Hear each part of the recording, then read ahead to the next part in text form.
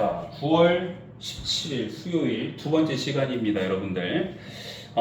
자, 여러분들 일어나시고 뒤에 서은이도 일어나고. 오케이, 여러분들 피곤하죠? 아이고 피곤해. 날씨도 좀 꾸질꾸질하고 어떻게 보면은 좀 피곤해요. 혹시나 졸린 친구가 있거나 그러면은 일어나셔서 좀 편안하게 이렇게 스트레칭이랑 하시면서 여러분들 들으시면 좋겠고, 암기는 여러분들이 하셔야 되지만 내가 흐름은 잡아줄 수 있는 거잖아요. 그 흐름을 잘 한번 생각해 보세요. 여기도 연결되는 겁니다. 여러분 봐봐요.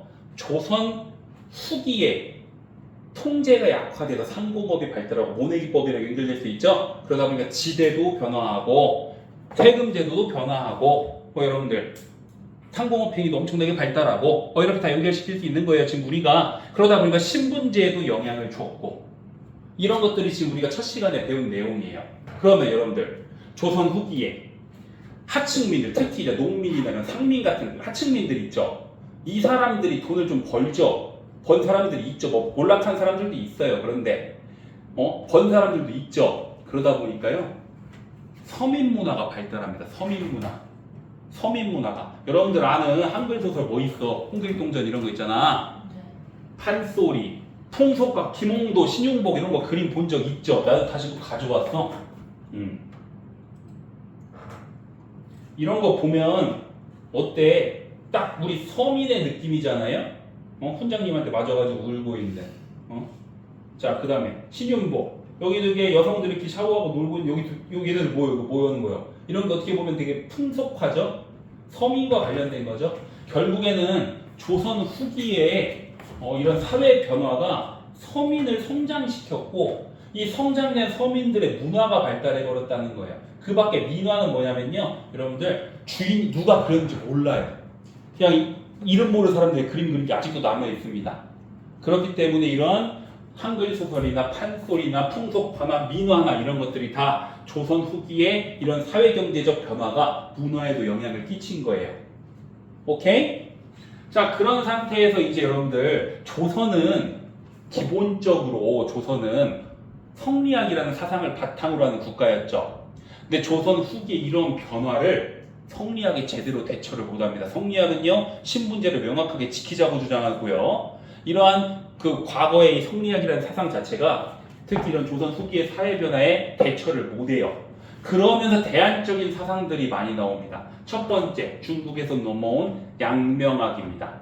자, 우리 저번 시간 성리학, 우리나라 조선 성리학을 어떻게 보면 집대성한 사람 두 명을 얘기하면 이황과 이이라고 볼 수 있죠.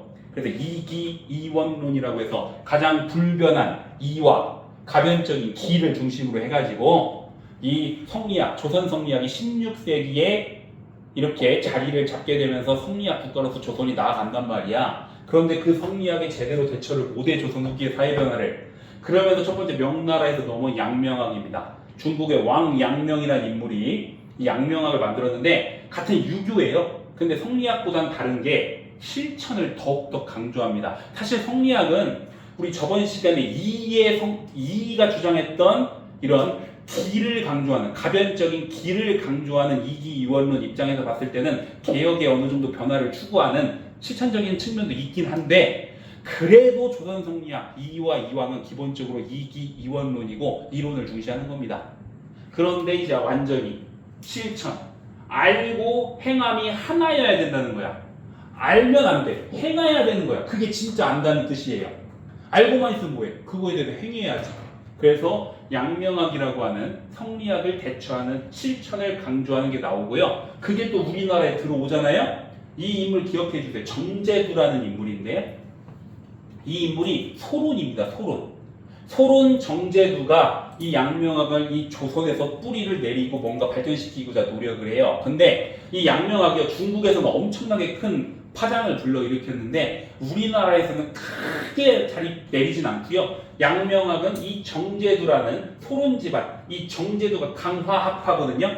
강화학파. 이 정제두의 강화학파 내에서만 연구가 되고 조선 전체적으로 퍼지진 않습니다. 조선 전체적으로 퍼지진 않아. 그래도 양명학이 들어왔고, 실천을 강조한 양명학이 들어왔고, 소론 정제두가 강화학파를 중심으로 양명학을 이끌어왔다, 발전시켰다 정도로 보시면 되고요. 그 두 번째, 여러분들 많이 들어보셨죠? 실학. 실용적인, 열매 실자잖아요. 되게 비실용적인 부분이 있잖아. 그러다 보니까 실용적인 실학이 등장하게 되는데 여기다가 고려만국전도. 고려만국전도 지도도 선생님이 준비는 못했는데 여러분 아마 알 거예요. 그 세계지도. 이 당시 이제 콜럼버스가 아메리카 발견하고 마젤란이 세계 일주하면서 아메리카가 있다는 것도 알게 되고 전 세계 지도가 그려졌어. 근데 그게 청나라에서, 그러니까 유럽에서 어떻게 보면 서양에서 청나라로 들어왔고 청나라에서 그런 세계 지도가 그려진 다음에 우리나라로 들어왔는데 그 지도를 본 우리 성리학자들이 눈이 막 띠용 나왔어. 왜? 중국이 가장 짱인 줄 알았는데 우리 저번 시간에 혼일강리 역대국도 지도 봐봐. 중국만 이따시만하게 그리고 그랬잖아. 근데 알고 봤더니 중국도 요만한 조각에 불과하구나. 세계관이 변화한 겁니다. 그래서 이 고려만국전도도 보고 그 다음에 여러 성리학의 대처를 못하는 부분도 보고 실용성 있는 학문으로 가야 되는 거 아니냐라고 하면서 실학이 등장했는데 실학은 두 가지로 나눠지죠. 농업중심계획론자, 중농학파와 상공업을 발전시켜야 된다, 중상학파 이렇게 나눠지게 되는데요. 좀 더 여러분들 본 수업 때 했던 것보다는 좀 더 구체적으로 썼습니다. 왜? 여러분들은 한국사 검정능력 시험을 준비하는 거지 수능 준비하는 게 아니기 때문이에요. 더 구체적입니다. 자, 중농학파의 대표적인 인물 3명 꼭 기억해 주셔야 돼요. 유형원, 이익, 정약용. 중상학파의 대표적인 4분도 알아야 돼요. 4명도. 유수원, 홍대용, 박지원, 박재가. 이 4명. 여기에 3명, 여기에 4명은 꼭 기억해 줘야 되는데 각각의 대표 도서들도 눈으로 익혀주세요. 물어볼 때 힌트로 많이 작용합니다. 그리고 이 특히나 중농학파는요. 자연농이 많아야 돼. 즉 뭐냐? 당시 양반들이 토지를 대부분 가지고 있고 소수의 농민들은 소수의 양반들이 대토지를 가지고 있고 대부분의 농민들은 토지가 없어요. 그래서 빌려서 하는 소작농이거나 그러잖아. 그러다 보니까 농업이 발달해서 이런 국가가 발전하려면 실용적인 실학에서 중농학파, 즉 농업을 발전시켜야 된다. 이런 자연농들을 키워야 한다고 주장을 했기 때문에요. 토지제도 개혁을 표방합니다. 토지 다 뺏어갖고 다시 재분배하는.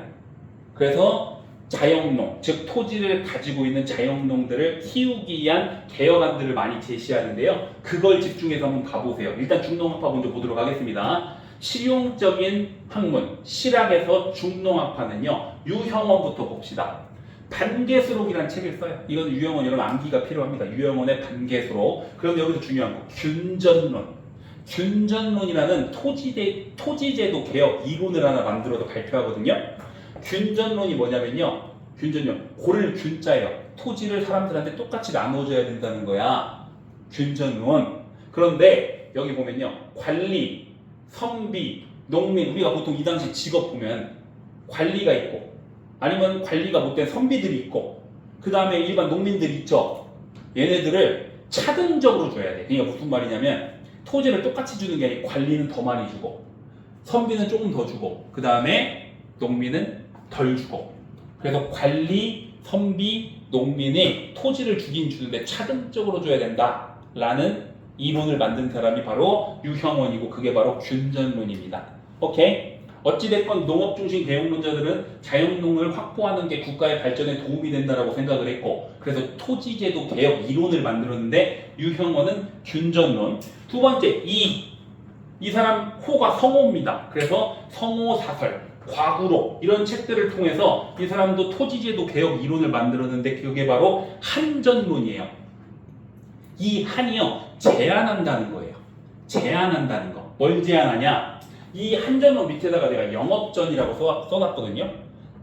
이 성호 이익이 봤을 때는요. 농민들이 왜 몰락하냐면 돈이 없다 보니까 토지를 계속 팔다가 마지막 남은 토지까지 팔아버리고 토지가 없어서 그냥 소작농이 되거나 망하거나 이런 것들을 너무 많이 본 거예요. 그래서 제한했어. 하한선을 둔 겁니다. 이 정도의 토지는 무조건 팔지 말게끔 법으로 만들자. 우리가 많이 사는 거 가지고는 통제할 수가 없다. 다만 무조건 이 정도의 토지는 먹고 살 수 있을 정도의 토지는 무조건 가지게끔 그걸 바로 영업전이라고 하는 겁니다. 토지 소유의 하한선을 둔 거예요. 무조건 못 팔게 하는 일정 어떻게 보면 영역을 규정해 놓자. 그게 바로 영업전이고 그게 바로 한전론입니다. 아시겠죠? 그 다음에 정약용 이 사람 유명하잖아요. 조선의 천재 중 한 명이었던 정조의 베스트 프렌드. 자, 이 정약용, 경세유표, 기기도설, 여유당전서 뭐 이런 책들을 썼는데요. 특히 여기 보면요, 기기도설은 뭐냐면요, 여러분 거중기 아까 우리 한번 들어봤죠? 여러분 수원화성 정조가 쌓을 때 거중기 내가 이것도 준비했는데요. 정약용은 직업이 뭐냐면 정치이자 천문학자이자 과학자이자 뭐 건축학자이자 그래요. 이 거중기라는 어떻게 보면 하나의 기구를 만들어 가지고 무거운 물건을 쉽게 들을 수 있도록 했고요. 그래서 이걸 통해서 수원화성을 만들었고요. 기기도설에 이 도면이 써 있습니다. 두 번째, 배다리. 한강을 건너려고 배를 쫙 세워서 가지고 다리를 만들었거든요. 이것도 정약용의 기기도설에 있는 내용입니다. 그래서 이런 것들을 통해서 이 사람은 건축가이자 과학자이자 대단한 인물이에요. 응? 자, 그래서 기기도설. 자, 그런데 이 정약용도 결국엔 여유당전서나 이런 책에서 토지제도, 중농학파이기 때문에 토지제도 개혁 이론을 주장하는데 그게 바로 여전론이에요. 여전론은 뭐냐면요. 이거 좀 여기 보면 내가 여, 리, 방, 읍이라고 해놓고 여에 동그라미 쳤죠. 일단 정약용은요. 모든 토지를 국가가 몰수한 다음에 전국 지방 행정 그 제도를 여, 리, 방, 읍으로 나누자고 했어요. 그 다음에 여 단위로 토지를 주고 그 여에 속해져 있는 사람들 있죠. 공동 소유하면서 공동 경작해야 된다라고 한 거예요. 약간의 사회주의적인 요소가 들어가 있습니다. 그래서 모든 지방 행정 제도를 개편해서 여, 리, 방, 읍으로 나눈 다음에 여 단위로 토지를 주고 그 여 단위에 사는 사람들이 공동 소유하면서 공동 경작할 수 있도록 하는 그러한 토지제도 개혁 이론이 여전론이에요. 그럼 여러분들 기억해야 될 거. 유형원의 균전론, 이게 한전론, 정약용의 여전론 정도는 꼭 기억해 주셔야겠죠? 얘네들은 모두 중농학보고 자연농을 확보하는 게 국가의 발전에 도움이 된다고 생각했기 때문에 이런 토지제도 개혁 이론을 만들어서 발표한 거예요. 자, 그리고 나서 아니다. 농업도 중요시 되지만 상공업 발달하는 게 이 당시 조선 후기의 흐름에서는 훨씬 더 국가를 발전시키는 이론일 수 있고 이 방향일 수 있다라고 주장을 한 거죠. 그걸 바로 우리가 중상학파, 뭐 상공업 중심 개혁론자라고도 하고요. 여기 위에 보면 북학파라고도 합니다. 보통 북학파. 자, 대표적인 인물들이 있어요. 바로 누구냐? 유수원, 홍대용, 박지원, 박재가인데요. 유수원 같은 경우에는 우서라는 책을 썼는데 이 우서에서 뭐라 그랬냐면요. 이거 뭐야? 사가, 선비 사자예요. 농민이에요. 이거 공업인이에요. 이거 상인이에요. 보통 당시 조선의 직업이 뭐 있냐 하면 선비 아니면 산업공상에서 선비, 농민, 수공업자, 상인 이게 네 가지밖에 없었단 말이에요. 직업이. 그런데 이 직업들이 평등하다는 거야. 직업적으로 평등하다는 걸 주장한 게 우서에 써있고 그게 바로 유수원입니다. 유수원은 우서를 통해서요. 직업적 평등, 우리가 조선 전기부터 농업을 중시하다 보니까 상공업자, 특히나 그 상인과 수공업자들은 무시했거든요. 근데 조선 후기에는 수공업이랑 어떻게 보면 상업으로 돈 무지하게 벌잖아. 그리고 그 흐름이 그게 발전을 하잖아요. 그러다 보니까 어떻게 했다? 직업적으로 산업공상이 평등하다라고 우서에서 주장을 한 겁니다. 두 번째, 홍대용 의산문답이라는 책에서요. 지전설, 지구가 돈다는 거죠. 벌써 이 사람 천문학자입니다. 천문학자. 그 다음에 무한우주론. 우주가 무한대로 크다는 거야. 근데 이게 어떤 의미냐면요. 중국이 세계의 중심이 아니라는 거예요. 지구가 돌기 때문에 절대 중국이 세계의 중심이 될 수 없고 무한우주론. 계속해서 확장돼 나간다는 거죠. 그렇기 때문에 이 두 가지, 의산문답에서 이 두 가지 이론은 즉 중국 중심 세계관을 탈피했다라는 걸 보여주는 겁니다. 홍대영. 그 다음에 박지원, 여러분 이 사람 들어봤을 수도 있어요. 우리 국어책에서 배운 양반전, 허생전 이런 것들 다 이 사람이 썼던 소설이라고 보시면 되고요. 그 다음에 열하, 이거 중국의 러허지방, 열하 지방을 여행 갔다 와서 쓴 게 열하일기. 이 세 가지 책 정도가 바로 박지원과 관련됐다고 보시면 되는데 박지원은요 교류를 중시하겠죠. 상공업이니까 교류를 중시하겠죠. 교류를 하려면 물건을 싣고 가야 될 거 아니야.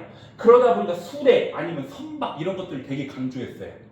물건을 싣고 가서 팔아야 될 거 아니야. 그래서 수레, 선박을 중시했는데 여기에 특이한 게 있습니다. 중상학파인데도 불구하고 한전론을 주장했어요. 토지제도. 그런데 요 한전론이랑 달라요. 이게 한전론은 약간 하한선, 영업전이라고 하는 하한선을 뒀죠. 이 사람은 상한선입니다. 모든 사람들이 토지 요만큼 못 사게 해야 된다. 대토지 소유자가 나오게 하면 안 된다. 같은 한전로 제한을 뒀는데 상한선이냐 하한선이냐. 오케이?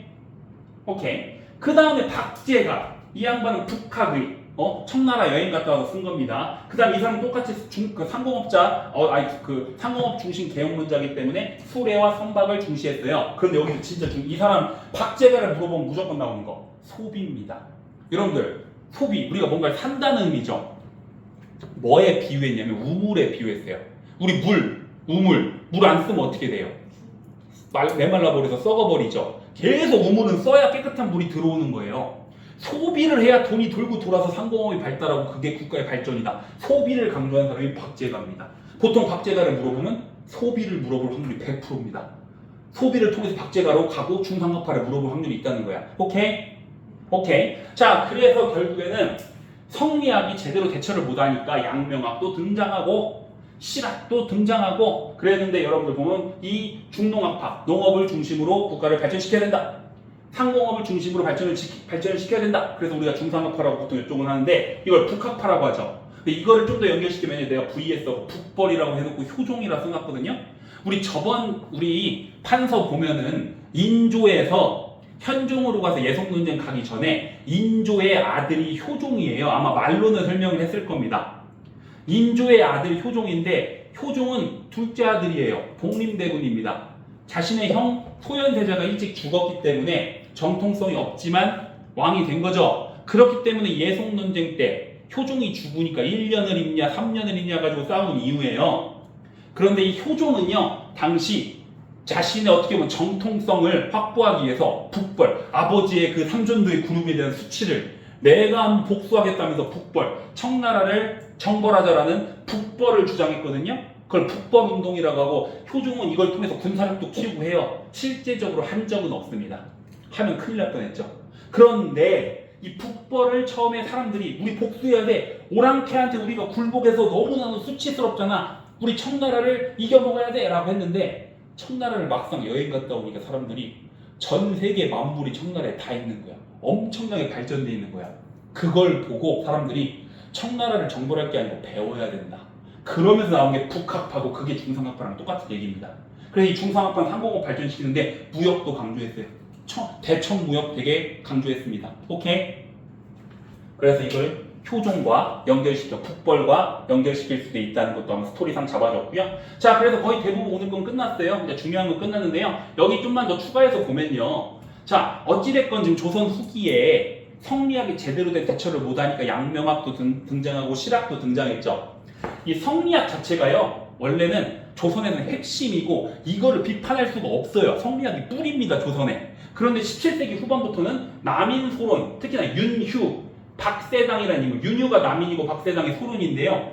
노론이 권력을 차지해요. 나중엔 노론. 그러다 보니까 권력을 차지하는데 좀 권력에서 소외되었던 남인이나 소론들이요. 성리학을 비판하기 시작해. 성리학을 비판하기 시작했고요. 특히 이 비판하는 과정에서 양명학과 실학도 등장했다고 보시면 될 것 같아요. 그런 흐름 속에서 성리학이 절대시되는 그 상황에서 성리학을 비판하는 사람들도 등장했다는 거고요. 그리고 성리학을 중시하는 노론 내부에서도 여러 논쟁이 생깁니다. 여러 논쟁. 그게 바로 호락 논쟁이에요. 호락 논쟁. 이거 지금 여기 최태성 선생님 교재에는 없는데 선생님 추가했어요. 시험 문제 가끔 나오거든요. 자, 결국 성리학이 대처를 제대로 못하니까 양명학과 실학도 등장하고 성리학을 비판하는 사람들도 등장하고 성리학을 신봉하는 사람들끼리도 논쟁을 하는 거야. 노론들이 계속 성리학을 끌고 가거든요. 왜냐하면 노론들이 권력을 차지했기 때문에 성리학을 계속 싣고 가요. 자신들의 기반이기 때문에. 그런데 그 내부에서도 결국엔 논쟁이 일어나는데 그게 바로 호락 논쟁입니다. 뭔가 흔들린다는 거죠. 자, 호론과 낙론인데요. 호론은 뭐냐면 노론 중에서도 약간 충청도 쪽 사는 사람들을 우리가 보통 호론이라고 하고요. 노론들 중에서도 서울 쪽에 사는 사람들 있죠? 그게 낙론이에요. 충청도 노론과 서울 노론이 싸운 거야. 근데 이 어떤 걸로 싸우냐면요. 인물성 이론이냐, 인물성 동론이냐 가지고 싸우는데, 자, 이거 잘 들으셔야 돼요. 인간을 뜻합니다. 물건을 뜻합니다.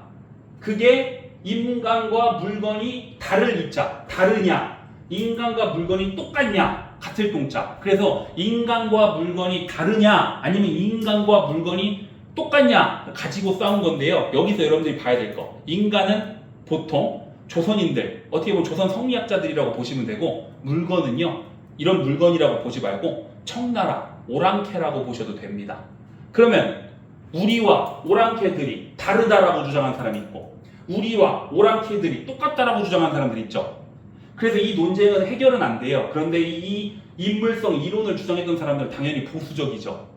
그렇기 때문에 나중에 우리 근현대사 가면 위정척사운동, 성리학을 계속해서 지키려는 위정척사운동으로 가게 되고요. 인물성 동론, 인간, 우리와 오랑캐들이 똑같은 사람이고 걔네들 발전하고 많다 하다 보니까 북학사상, 중상학파에 영향을 준 겁니다. 연결될까요? 네. 오케이? 자, 그래서 인물성 이론이냐 인물성 동론이냐 이 성리학 내부의 노론들도 싸운 거예요. 결국 이게 뭔가 불안정하니까 노론 내부에서도 싸웠다는 거. 성리학을 바탕으로. 오케이?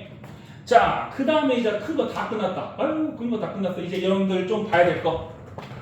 조선 후기를 물어볼 때 여러 문화사인데요. 시연력. 우리 저번 시간 조선 세종대왕 때 우리나라 기준으로 역법, 달력을 만든 칠정산 내편 있다 그랬죠.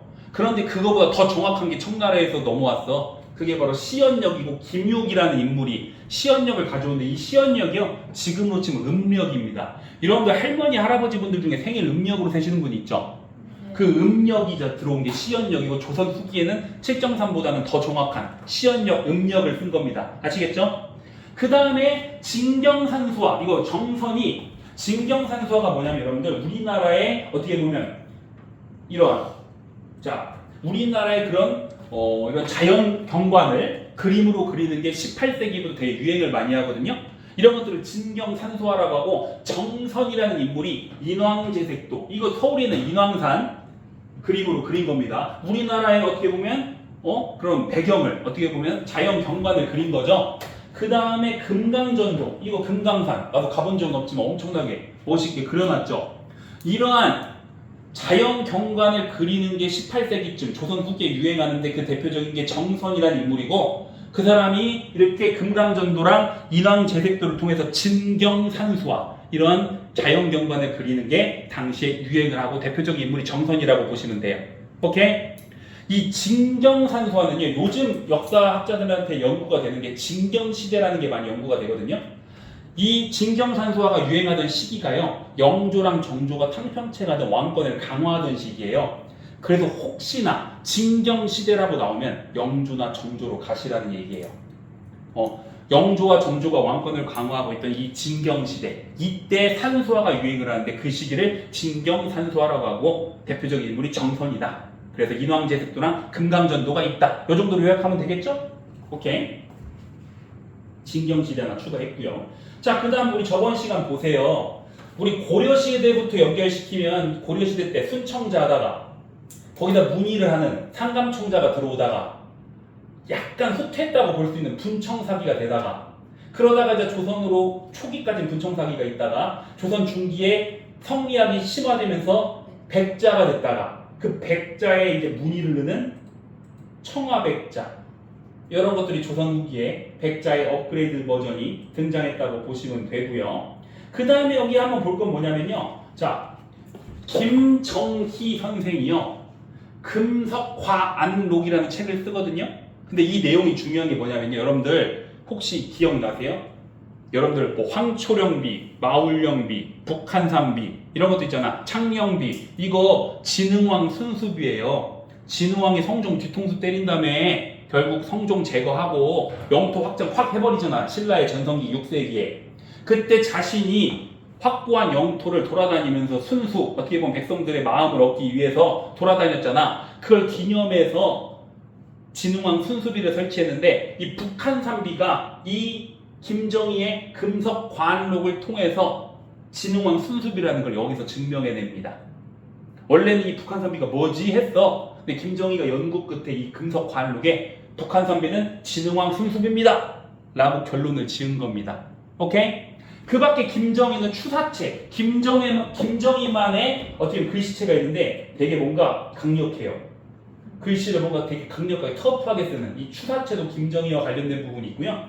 그 다음에 뭐 여기 준비는 안 했지만 태한도라고 그래서 이 그림도 김정희의 그림 정도라고 여러분들이 기억하시면 돼. 그래서 김정희 하면은 조선 후기 인물, 그리고 추사치라는 글씨체를 만들었고 태한도라는 그림도 그렸고 그 다음에 금석과한록을 통해서 북한 산비가 진흥한 순수비라는 것을 증명해낸 사람이다 정도로고 조선 후기라고만 기억해 주시면 되고, 그 다음에 조선 후기의 건축 딱 물어보면 이것만 물어봅니다. 보은에 있는 법주사 팔상전, 이게 보이면 조선 후기야. 예를 들면 문제를 만들 때 이걸 보여주고 조선 후기의 사회경제에 대한 변화를 물어볼 수 있는 거예요. 모내기법 이런 걸 물어볼 수 있는 거예요. 법주사 팔상전, 여기 보이면 어디로 가라? 조선 후기라고 생각하고 보기에서 답을 고르면 됩니다. 오케이? 법주사 팔상전.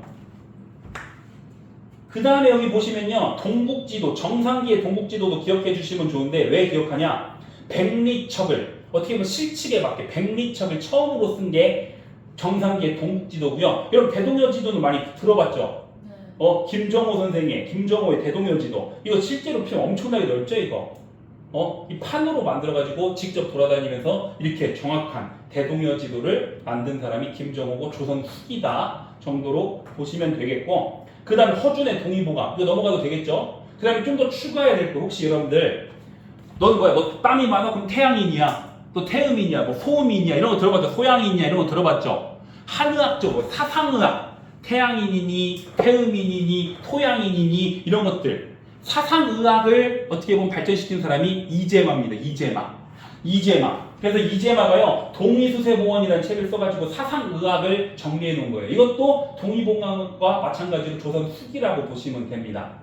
오케이? 자, 그리고 마지막으로 역사학 이 4개만 내가 뽑아왔어요. 역사학. 왜? 역사책 나오거든. 여러분들 조선 전기에는 대표적인 역사책은 동국통감 아시면 돼요. 여러분들 우리 성종시기에 서거정이라는 인물이 썼던 동국통감, 당군 할아버지부터 고려까지 통감, 전체적인 역사를 썼기 때문에 통감이거든요. 근데 조선 후기의 역사책은 이 4개 정도는 알고 계셔야 돼. 설명을 잘 들으셔야 돼. 요약하다 보니까 첫 번째 동사는 동쪽에 있는 역사라는 뜻이겠죠. 자, 이종휘라는 인물이 있었는데요. 이 사람은요, 이 당시에 고구려사를 엄청나게 부각합니다. 고구려를 강조해요. 그러다 보니까 내가 뭐라고 썼어? 고대사의 연구를 만주로 확대한 사람이에요. 고구려, 고조선 이런 거 되게 강조해.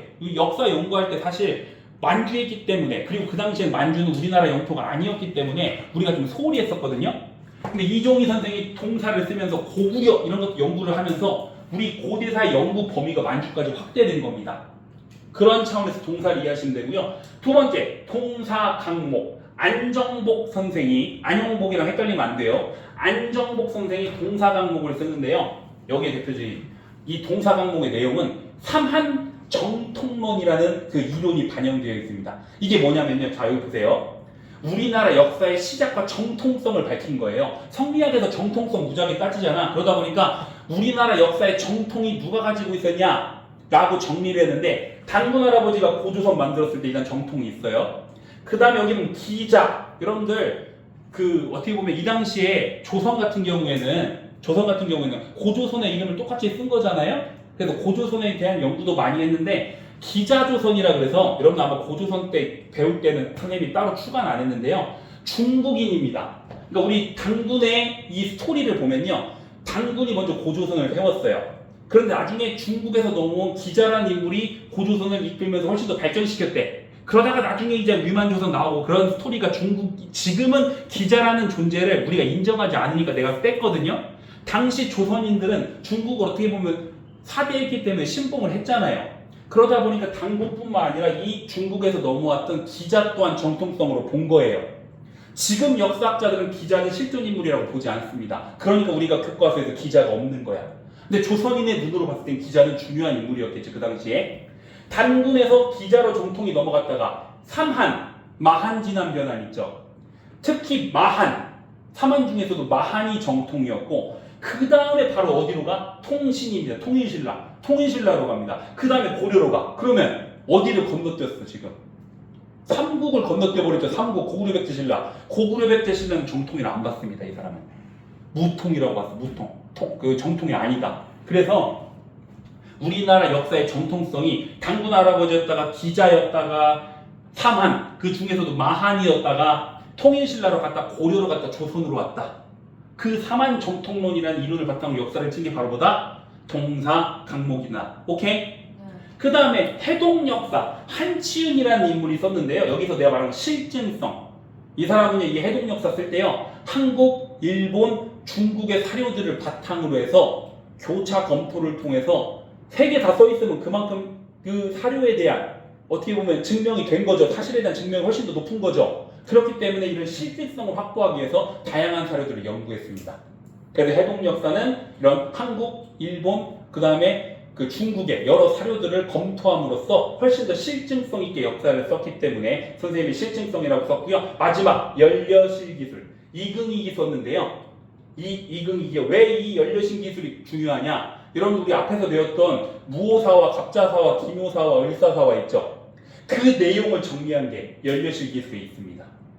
그 내용, 그 스토리, 뭐 조항조 나오고 그 스토리 있죠?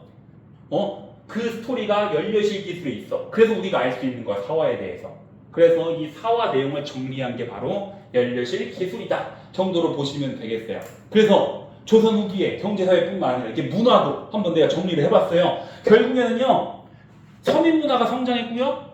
성리학이 제대로 대처를 못하니까 양명학도 등장했지만 중요한 실학이 등장하게 됐고요. 그리고 성리학 내부에서도 여러 논쟁이 등장하게 됐고요. 그 밖에 여러 뭐 시연역부터 진경상소하니 청화백자니 법주사 팔상전이니 김정희의 추사체, 그 다음에 세안록, 세안도, 그 다음에 금속과안록 이런 것들 여러분들 눈으로 잘 익히시면 돼요. 동국지도랑 대동여지도까지. 그 다음에 의학으로 동의보감, 동의수세보원, 사상의학, 이재마저 이런 것들과 마지막 역사책 4가지 정도 기억해 두시기 바라면서 문제를 풀고 끝내도록 하겠습니다.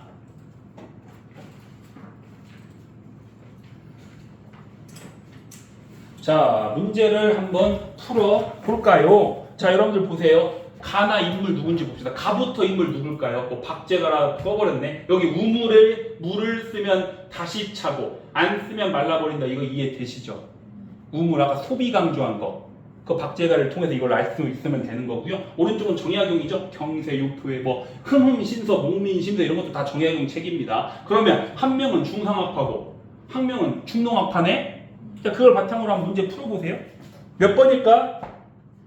4번. 왜? 여전론 이해되시죠? 아까 여리 방읍으로 나눠서 여단위로 토지를 주고 공동경작하게끔 공동소유하고 정약용 선생. 자, 이거 보시면 되고요. 가는 뭘까 이거? 백리척 이거 뭐야? 정상기하고 동국지도잖아. 그거 보시면 되고. 가. 그 다음 2번. 과구록에서 토지 제한. 이거 이익의 한전론입니다. 이익의 한전론. 그 다음에 마지막 5번. 정제두의 양명학, 강화학파. 그 다음에 3번. 의상문답에서 아까 무한우주론. 홍대용. 오케이? 이렇게 해서 여러분 보기로 공부를 할 수 있다는 거고요. 오른쪽에 1번 보세요. 세한도 나왔네. 누구야 아까? 김정인. 답 몇 번이요? 3번이죠. 북한 산비. 이거 물어보고 나 추사체 물어볼 거란 말이에요. 김정일을 물어보면 오케이. 그 다음에 마지막 문제 한번 보고 끝내도록 합시다. 자, 밑줄근 시기래. 이 시기는 어떤 시기? 김홍도 풍소파 나오면 시기 조선 후기라고 보면 돼. 그러면 조선 후기가 아닌 거 몇 번? 2번입니다. 수시력은 고려시대죠.